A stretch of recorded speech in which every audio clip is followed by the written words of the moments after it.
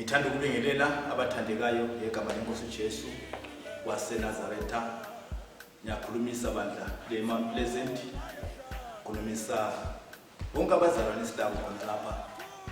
Abavela mhlawumbe emabandleni atshiyeneyo, BICC yonke ezeholo. Thanda ukuzethisa kakhulu umfundisi wami Reverend Esibanda lo mama overseer.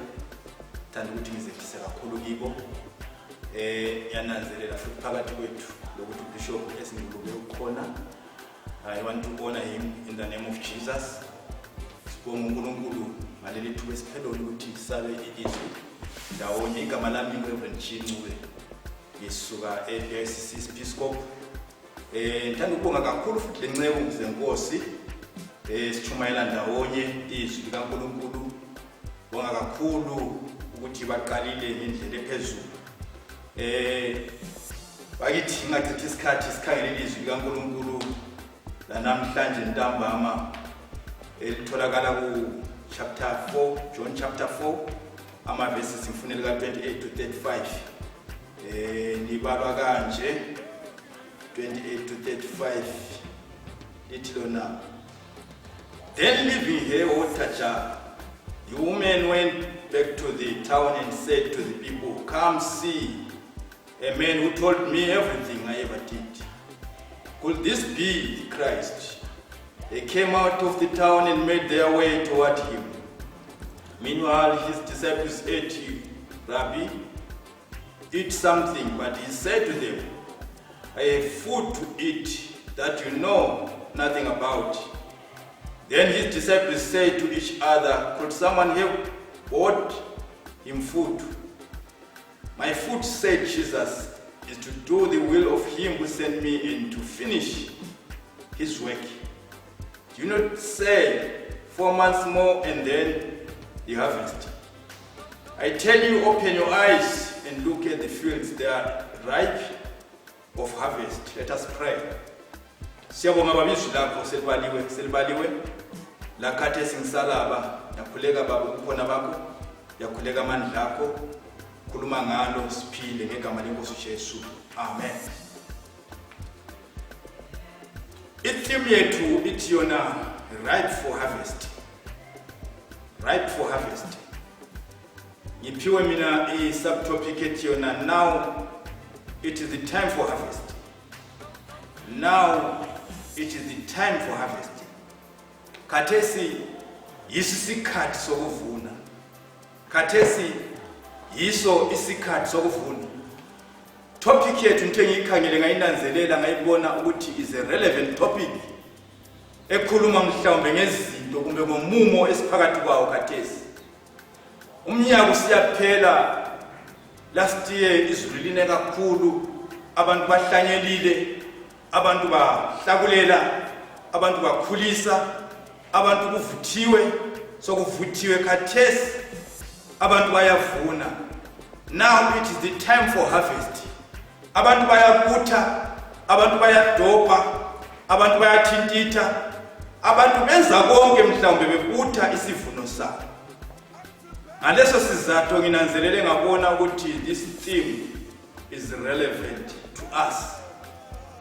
Lapho ikhona into ethokozisayo, lapho ikhona into emnandi, lapho ikhona into enika abantu amandla amatsha, kuyisigaba sokuvuna.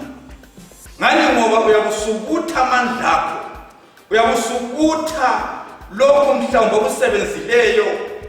Lapho okade usebenza bekubuhlungu, but lapho suvuna, sivuna ngentokozo, sivuna ngokuthaba. So ke la namhlanje ntambama ngifuna ukuphakamisa indaba yokuvuna. Evangelini lakho ke kuyahlanyelwa kuphinde kuvunwe. Kulokuhlanyela kulokuvuna. That's why uPaul wathi ekhuluma ngenyela amalanga kwabaseRoma 6 verse 23 wathi yena, "For the wages of sin is death, but the gift of God is eternal life in Christ Jesus our Lord." Ayakuveza ukuthi lapho umuntu angahlanyela okubi uyavuna okubi, angahlanyela okuhle uyavuna futhi okuhle. bazalwane labodadewethu enkosini, sisahamba sisaphila kasibeni lakho ukuthi siyahlanyela. Mhlawumbe ngabe lihlanyela ngempilo yakho, mhlawumbe ngabe lihlanyela ngemisebenzi engiyenzayo. Bazalwane labodadewethu enkosini, evangelini siyahlanyela. Ivangeli esilemukeleyo asilichumayeleni, ivangeli esilemukeleyo asilipheli imuli yethu, asilipheli omakhelwane bethu, asilipheli abangani bethu, asilipheli esisebenza nabo, asilipheli labogosi bethu.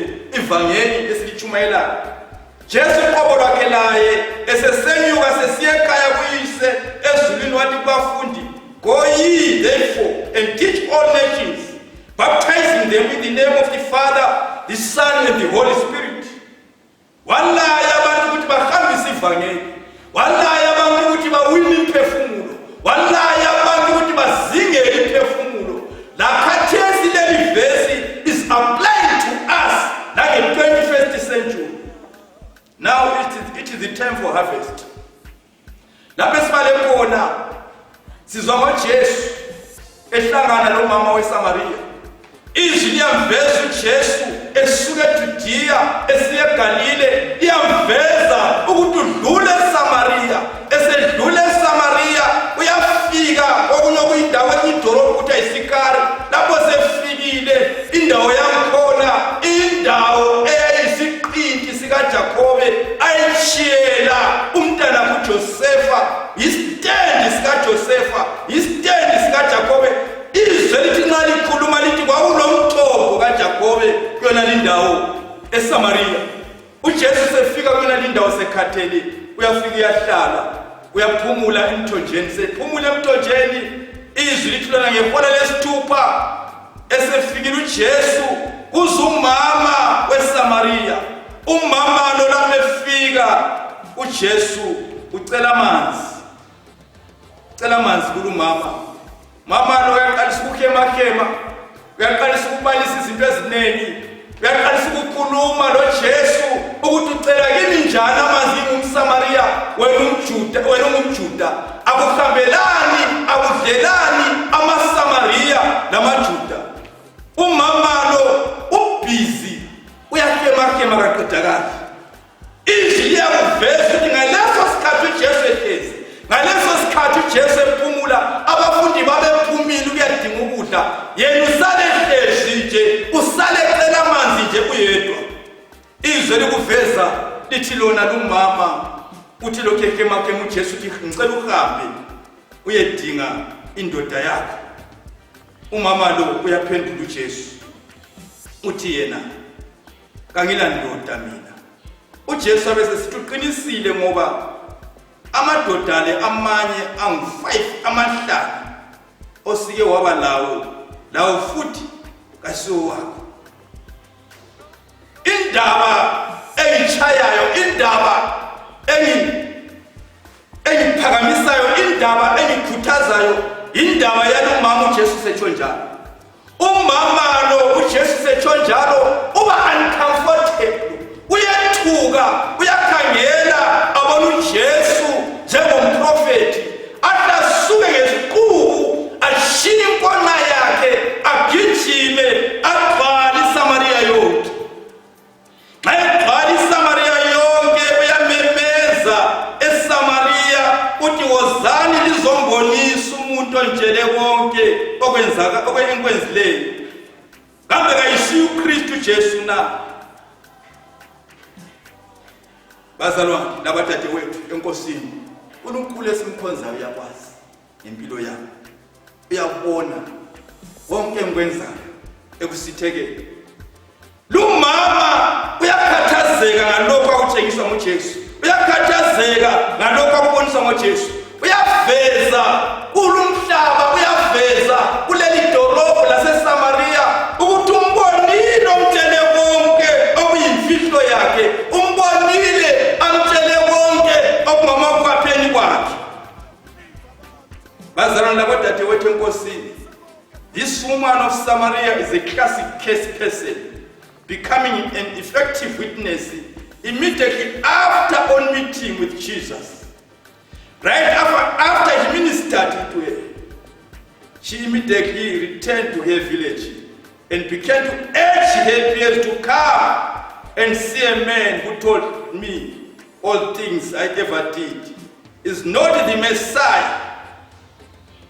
Umama lo echumayela ivangeli yena ukhala ngalokho kubone kuye but uchumayela ivangeli sokuningi yenzakala eSamaria. Abantu abaningi bayaphenduka ngalumama, abantu abaningi bayabanjwa ngalumama. Lapho ikhona into bazalwane okufanele siyibalekele sisaphila njengabazalwane ukuba selfish. Lapho sesithola ivangeli kasilichumayele nini singaligodli, kasilichumayele nini ebanganini bethu. Eyezinto engibambayo ngalumama testified about her past life. Even the great Apostle Paul understood the effectiveness of the personal testimony. He did so before Felix. He did so before Festus. He did so before Agrippa. Lapho ikhona into elamandla ibufakazi. Ungabala Acts 24 uzathola uApostle Paul expressa uFelix, and Acts 25 verses 1 to 9 as expressa uFestus, and then Acts 25 verses 13 to 27 as expressa uAgrippa. Lapho ikhona into eqhakathekileyo ngathi sisahambisa ivangeli singesabi ngemvelaphi yethu, singesabi ngokutestify about our past lives. Enye izinto engithanda ngoApostle Paul ehambisa ivangeli esenza isoul winning wasebenzisa wisdom, and enye yakhe yonke wasebenzisa wisdom. These days uSatan uyakhompyutha lebandla, uyahambisa ivangeli lakhe lingayisilo ngendlela eziningi ezishiyeneyo. Lathi kasisebenziseni lezo zinto zethu uSatan azijibilikisayo zibe ngenye indlela yokuthi ahambise ivangeli lakhe. These days uSatan uyasebenzisa Facebook, uyasebenzisa ama-WhatsApp, uyasebenzisana. Lathi sisaphila sisahamba njengabazalwane asisebenzisenini ama-live videos on Facebook and Instagram, ama-voice notes, ama-text messages, ama-phone status, let us use them. Ama-Facebook stories, let us use them. Lama-podcasts kasiwasebenzisenini sikambisa ivangeli ngegama lenkosi uJesu. Enye izinto engiyinanzelela ngoApostle Paul ngenxa yokuthi ivangeli lalingumthwalo empilweni yakhe, uthi lapho efike e-Athens, ebhode e-Athens uyananzelela ukuthi they are worshiping ama-idols. Izwi lithi uyakhathazeka, izwi lithi uyahlupheka, izwi lithi lona uApostle Paul ehlupheka kanjalo uyaphikisana nabaJuda ngendaba yevangeli, ephikisana nabaJuda ngendaba yevangeli. Bagcina bembona bemnika lebizo elithi liwumani, bemnike lebizo elithi liwumani. uApostle Paul uphila labo elokudinga indlela yokungenisa ivangeli lakhe. Uthi nxa esephiwe ithuba uApostle Paul ngiyamthanda, izwi lithi lona he stood up in the meeting of Areopagus and said, "Men of Athens, I see that in every way you are a religious people." Ungabala ku Acts 17 verse 23 usiyakhona ngale lithi lona uApostle Paul ithena, "For as I walked around and looked carefully in your objects, at your objects of worship, I even found the altar with this inscription, to an unknown God." Ekada kona baphosele ivangeli likaJesu, kada kona baphosele ivangeli lokufa lokuvuka kwenkosi yethu Jesu. Into engimthanda ngayo uApostle Paul, wabi ivangeli ngothando, wabi ivangeli with respect, wabi ivangeli with patience, wabi ivangeli with wisdom. Lapho ikhona into okufanele sibe nayo, sikwanisa ukuthi siyisebenzise esihlotsheni zethu ebanganini bethu, kwaba ivangeli with wisdom, patience, love, respect. Lanamhlanje ntambama thanda ukuthi ngikhuthaze bazalwane ukuthi khona ivangeli leli esilitholileyo ma lihlale ngaphakathi kwethu silihambise kwabanye. Apostle Paul xa ekhuluma kuRomans chapter 1 verse 14 uthi yena, I'm eager to come and preach even to you in Rome. Ulesifiso sokuthi achumayele lakini kwabaseRoma. Apostle Paul uyakhathazeka kakhulu ngempilo zabantu ukuthi khona kufanele baphendukele kuJesu bamemukele njengenkosi lomsindisi. Wathi ngifuna ukugijima kulokho kafitshane sesiya emaphethelweni njengomfundisi. Kulezinto ezingu7 reasons why we ought to win souls. Number 1, Jesus has commissioned us to this vital role, Acts 1:8. 2, he is our example and role model.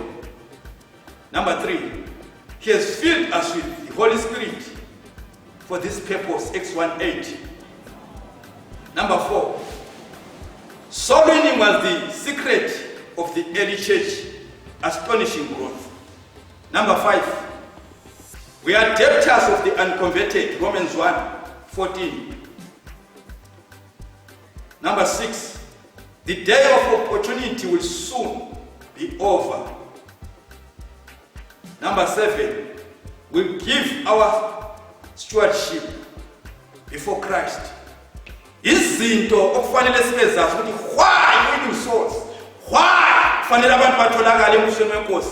Okugcina kungenzeka bakhona abantu abasilaleleyo abangayimukelanga uJesu njengenkosi lomsindisi, abakhangele mhlawumbe i-video naleyo, abakhangele abalalele mhlawumbe audio naleyo. Kungenzeka ukuthi bakhona abangayemukela uJesu njengenkosi lomsindisi. Acts 17 verse 30 uthi yena, God has overlooked the days of their ignorance, but he now is commanding almost everyone to repent in the name of Jesus. Uyalayo baba, uyalayo mama, uyalayo abantwana ukuthi siphenduke semukele uJesu njengenkosi lomsindisi ezimpilweni zethu. Ngoba the days okuthi i-church yabo mama labantwana, ngoba the days ukuthi baba uxotshela abantwana e-church, kungenzeka khona uhleze endlini yakho, uhleze emotweni yakho, uyaphumula lapho uphumula khona, awukuyamukela uJesu njengenkosi lomsindisi. Ngicela lapho khona uphakamise isandla sikhuleke ndawonye ngegama likaJesu. Khona uJesu namhlanje ukuthi abambe impilo yakho, athwale impilo yakho. Wathi inkosi Jesu, ngiyakwemukela njengenkosi lomsindisi, ngiyakuvuma ngomlomo wami langenhliziyo yami. Nkosi Jesu, thezwini lakho lapho ngikuvuma ngomlomo ngisilisiwe mina, lapho ngikuvuma ngenhliziyo kuyavela ukulunga. Wathi inkosi Jesu, ngiyabonga ukuthethelwa kwezono zami. Sathane shiyana lami ngegama lenkosi Jesu. Amen.